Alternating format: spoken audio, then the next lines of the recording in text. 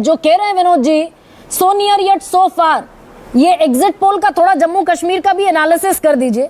So near yet so फार, national conference plus Congress मिलकर सत्ता में काबिज होते हुए सत्ता पर दिख रहे हैं क्या?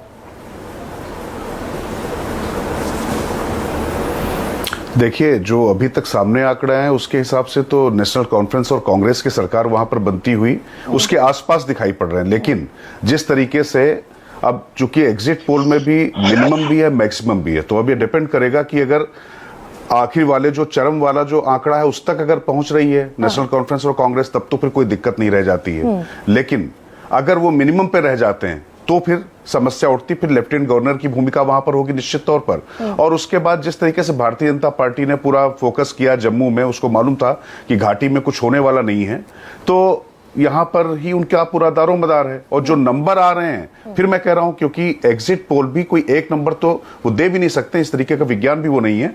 लेकिन अगर वो मिनिमम पे रहते हैं तो निश्चित तौर पर Bharatiya Janata party lieutenant governor के जरिए वहां पर सरकार बनाने की कोशिश करेगी।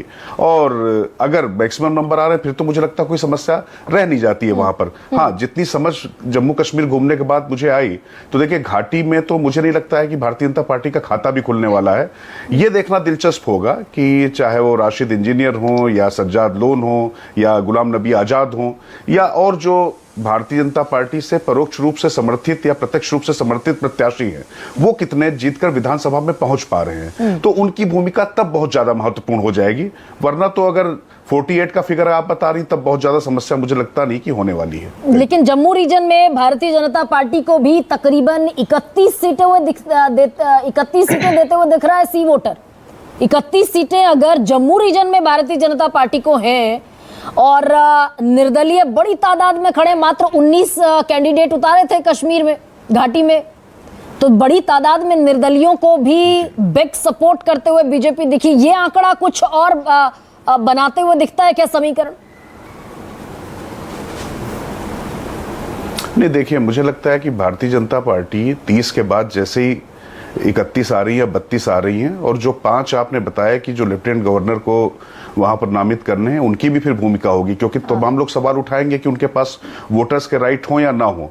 तो मुझे नहीं लगता कि इस पर बहुत ज्यादा मुझे कोई मतलब इसमें कोई आशा, मतलब वो नहीं है, पशुपेश नहीं है। वो निश्चित तौर पर ये बनाना जिनको है वो बनाएंगे। और इसके पीछे प्रेसिडेंट्स भी हैं जो राष्ट्रपति द्वारा नामित राज्यसभा में सांसद हैं। जब भी मत विभाजन वहां पर हुआ तो उन्होंने भी वोट जो है सरकार जो होती थी, जो उनको नामित करती थी, उनके पक्ष में देते रहे। तो उसके बाद निश्चित तौर पर मुकाबला करीबी होगा। लेकिन मैंने जैसा आपसे कहा कि 48 के आसपास अगर ये गठबंधन जा रहा है कांग्रेस और नेशनल कॉन्फ्रेंस का, तो जाहिर तौर पर फिर बहुत ज्यादा दिक्कत नहीं रह जाती है। फिर भारतीय जनता पार्टी के लिए वहां खेलने के लिए बहुत ज्यादा अवसर नहीं होंगे। तो और इसीलिए 8 अक्टूबर बेहद महत्वपूर्ण हो जाता है। लेकिन अब मैं इसको नेशनल पर्सपेक्टिव पर थोड़ा ले आऊं। संजय जी, हरियाणा और जम्मू कश्मीर, राजकिशोर जी कह रहे हैं अगर 48 तक भी जाता है तो बीजेपी के लिए खेलने के अवसर नहीं है। ठीक ऐसा ही हरियाणा में अगर 2/3, आशु कह रहे हैं कि भाई 2/3 अगर कांग्रेस के पास है तो फिर खेलने के लिए बीजेपी के पास मौके कम हो जाते हैं। इन दोनों राज्यों का मैंडेट, क्या महाराष्ट्र के मैंडेट के बारे में भी कोई प्रेडिक्शन करता हुआ दिखता है नेशनल पर्सपेक्टिव में, ये आगे बढ़ता हुआ जो इंडिया गठबंधन है?